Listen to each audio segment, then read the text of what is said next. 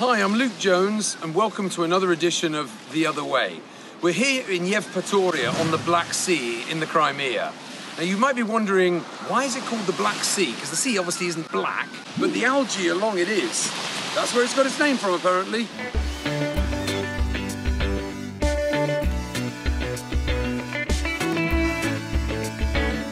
Well, I'm hanging out with my mate Hercules here. Now, this is the only place in the world where Hercules is relaxing. Everywhere else, every statue of him, he's depicted as a warrior. Well, it'd be a great shame not to go for a swim while we're here. I'm sure the water's lovely, so off we go. And don't watch me getting changed, it's not pretty.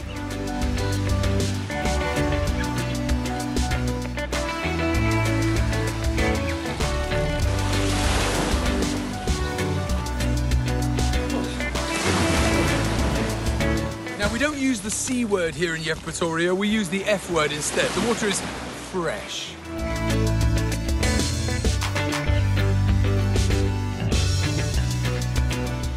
Well, if I lose my day job, hopefully I can get a job as a lifeguard. I can see everything from up here.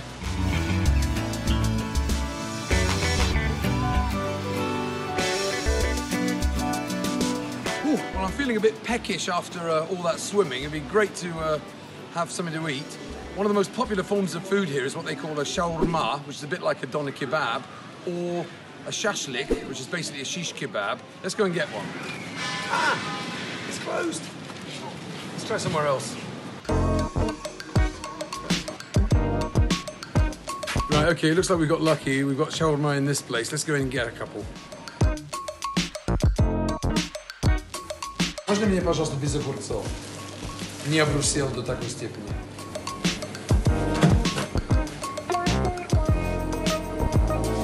These guys are from Armenia, so I can say Baravdzes, Inchkachka, Barigalust, Dobro pожаловать, welcome.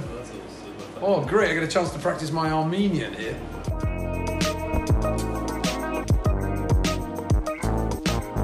Well, it would be shameful to not have a beer when you're having a shawarma, so let's get one on draft. Какое рекомендуете светлое, разливное? Крым светлый. Крымское светлое, прекрасно.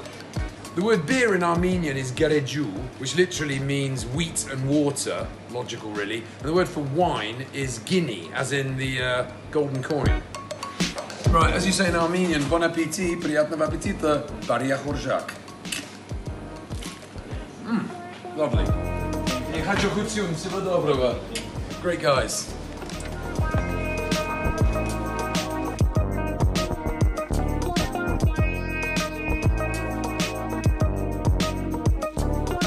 For those of you not in the know, this is Baba Yaga from Russian fairy tales. One of the best things about the Crimea, in addition to its history and culture, is of course its wine. Now, you can get wine on draft here, not just only in the bottle, and Vinograd looks like a good place to check out.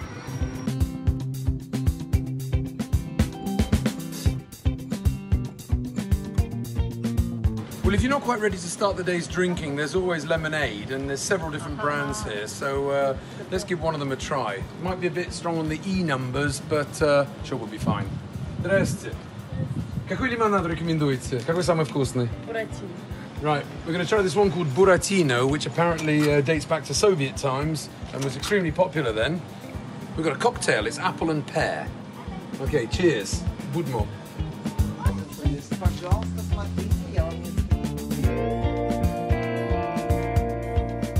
There used to be a popular saying during Soviet times, "Нет секса в СССР." There's no sex in the USSR. Luckily, things have changed a bit and moved on, a bit more progressive.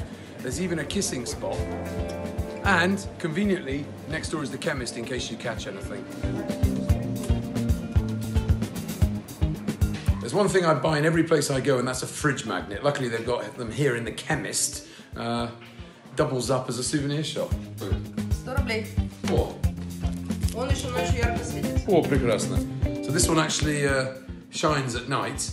100 rubles, 100 рублей. Раньше была поговорка «не имей 100 рублей». 100 друзей. А я думал 100 тысяч. But this t-shirt's getting a little bit old, so it might be time to get another one. Let's go and see which one's on offer.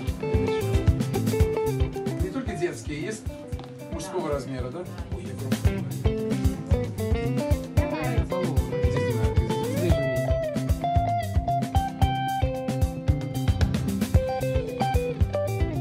There's so many great t-shirts, there's a tough decision to have to make. I think we'll get one from the Crimea itself.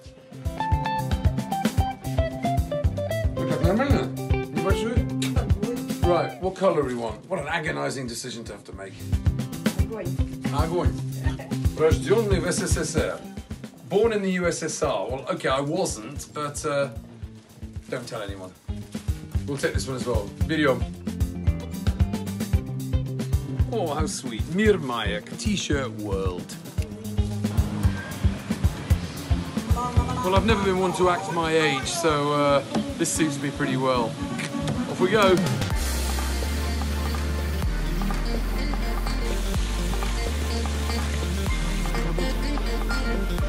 can even have fish and chips right on the seafront.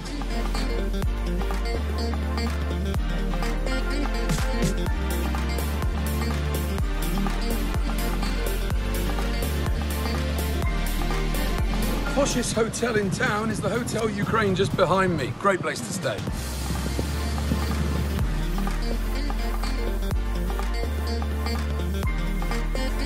This is the Yevpatoria Eye. Maybe not quite as big as its namesake in London, but we're going up on it.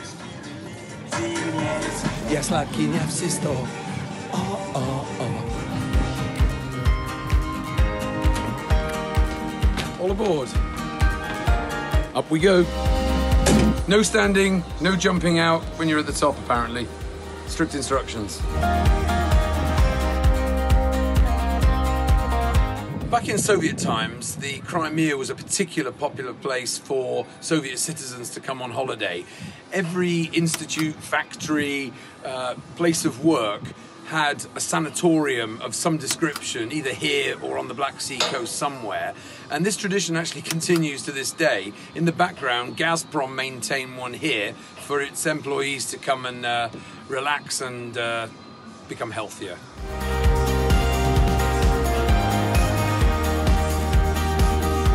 Well, we're right at the top of the Yevpatoria Eye now, and you get a superb view of the Black Sea coast with the trees in the background.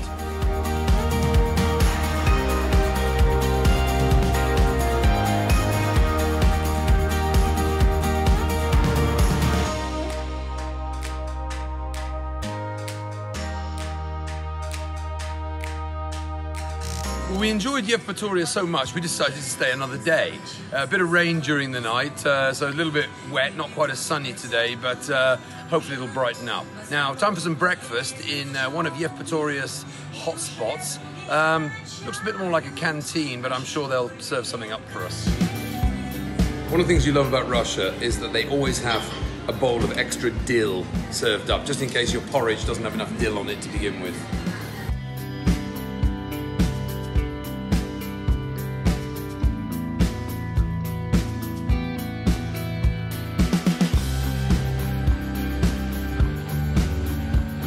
Well, this flame is here to commemorate the fact that the Greeks were the original founders of Yevpatoria more than 2,500 years ago. Now, if you look up at this emblem, you can see a snake drinking poison, and this is testament to the fact that Yevpatoria hosts a whole load of different clinics and sanatoria, and we'll be going to check out one of them a little bit later on for a few procedures.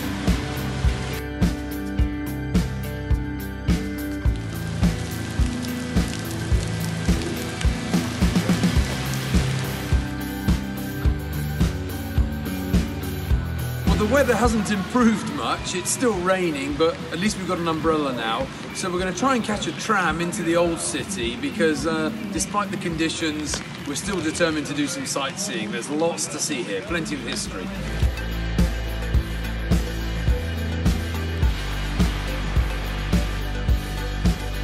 Well, this is the old port, and it brings us into the ancient part of Yevpatoria, where we see the real tourist sites. Now, what we're going to do is take a closer look here. Behind these boats, you can see a mosque, another Yevpatoria Eye, a smaller one, Orthodox church, and another one here. Let's go and take a closer look.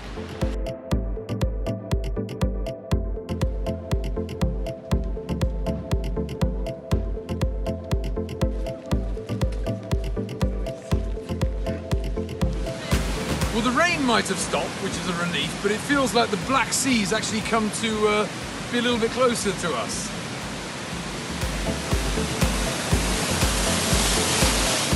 Right, I don't think we're going to even attempt to cross the road at the moment, but I hope you can see the beautiful mosque in the background. Now, if you're wondering why there's a mosque here, one of the main minorities in the Crimea are the Tatars, the original Crimean Tatars, who were exiled to Uzbekistan in Central Asia during the Second World War by Stalin, who distrusted any minorities. Luckily, some of them came back and have reclaimed their culture. And the Tatar language is similar to Turkish and is actually one of the 3 official languages of the Crimea, the other 2 being Ukrainian and Russian, which are similar to each other.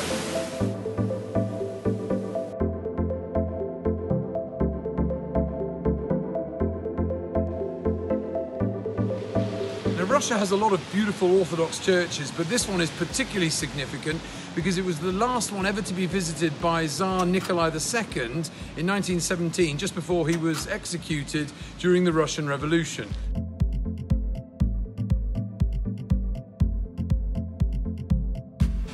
There's some amazing murals here.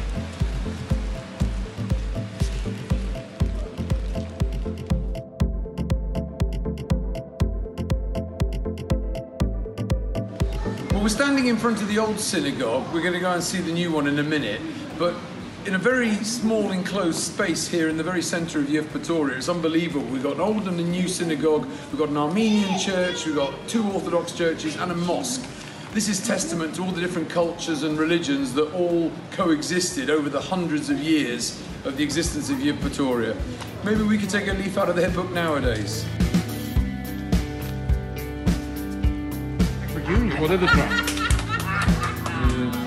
Right, well, these are the fortifications from the original old town, and there's a legend that says if you walk through this gate and you make a wish, it'll come true. Let's find out.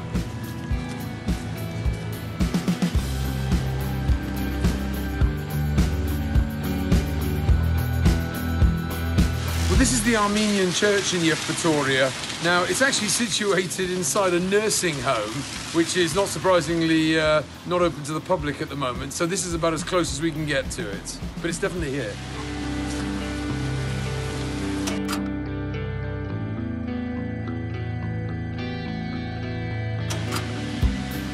The name Yevpatoria comes from Yevpator, who was a Greek emperor. Remember, the Greeks were the founders of all these areas in the Crimea. And Yekaterina II, back in the 1770s, decided that she would use this name for the more modern city, which is Yevpatор, and Ya, which is I in Russian. Well, it's not all fun and games in Yevpatoria. Obviously, people come here on holiday, but since Soviet times, people have also come here to get well. And there are a certain number of sanatoria and also clinics, such as this private one here, where people can come and find out what's wrong with them and obviously what they need to do to put it right. So I'm here with Dr. Nelly, who's going to be assessing me, and let's see what kind of condition I'm really in.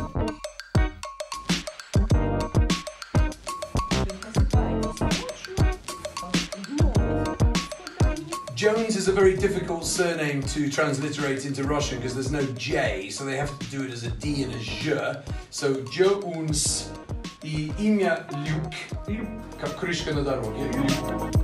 Первое утром солнце, потому что это желудочной железы, про которую я вам говорила. Ласкаем хорошо. Правую.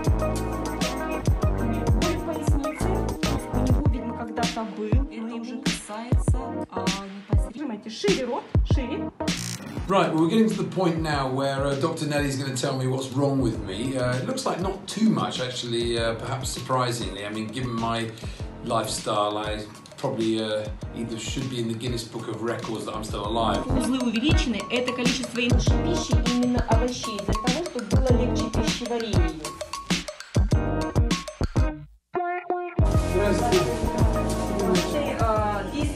Оно есть, кстати, в Северной Америке, монарда растет. Принимайте 2 раза в день, витомы такие. Разработка тоже наших идет. Right, well on the whole I'm fairly healthy, but I've been told that I can continue drinking as long as I take this. We spent 2 hours there and she's told me all about what's wrong with me, so I think the best way to celebrate what's right with me is with a few beers just before we kick off the evening. There's a few on draft here.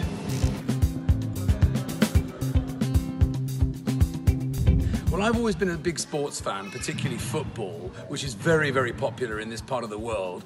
But there's one sport that I'd never come across before I came to the Crimea called городки. And we've got Darina here, who's going to tell us a little bit about it. Расскажите нам, пожалуйста, что это такое городки, как играется? Городки – это исконно русский вид спорта. В него еще играл сам Петр I. Ну, сейчас начали городки возрождаться. Сами городки, суть заключается в том, что нужно железными битами выбить все 5 городков из черного квадрата. Всего 15 фигур. У них есть особое построение, и там идет на счет бит. Вот. Пойдемте, я вам покажу. Oh, let's go and check this out.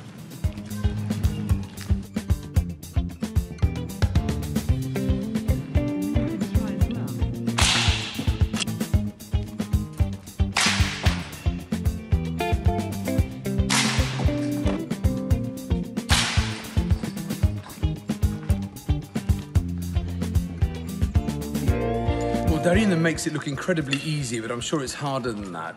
Вот это выглядит так просто. Когда мы начали, чья идея, чье вдохновение? Я начала играть в 9 лет, а сейчас мне скоро 14 уже. Началось все с того, что я сидела здесь на трибунах и смотрела чемпионат, Кубок России. Меня это заинтересовало, я решила попробовать, спросить у тренеров, как это. Вот, и меня записали в группу для начинающих, и так я уже играю на протяжении 4 лет. Здорово. А где еще, кроме Крыма, играется? По всей России, даже за гранями России. Да, где еще? В Германии, в Беларуси. Ой, ну много где, я сейчас точно не вспомню. Здорово. А что самое сложное, например, если человек ни разу это не сделал? Какой совет дадите? Вообще самое сложное – это техника. Выглядит так просто, как когда вы это делаете. Это все благодаря множественных тренировок и усилий. Я тренируюсь каждый день, на каникулах по 2 раза, и всего бы этого не было, если бы я не тренировалась. Здорово. Ну, слушай, удачи вам. Надеюсь, мы вас увидим на телевидении, уже как на первом месте там.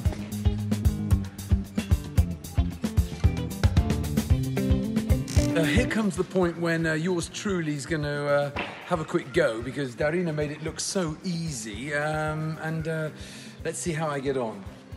Покажешь мне сейчас, как это делается? Что надо делать?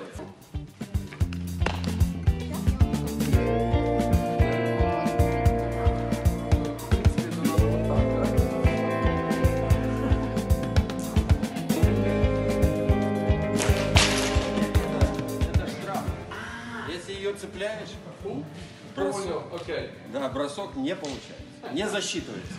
Понял. Было бы слишком легко иначе. Okay, there's a Russian expression, первый блин всегда комом. The first pancake always comes out lumpy, meaning I didn't quite get it right first time, but practice makes perfect. Darina, thank you very much. Не за что. Спасибо. Вам тоже огромное спасибо. Это про Москву. It's been a fantastic few days here in Yevpatoria, and obviously the best way of ending the night is here in Escobar Bar. What a great name. So we're going to go in, have a little drink and a relax, and it'll be a super way to end the day.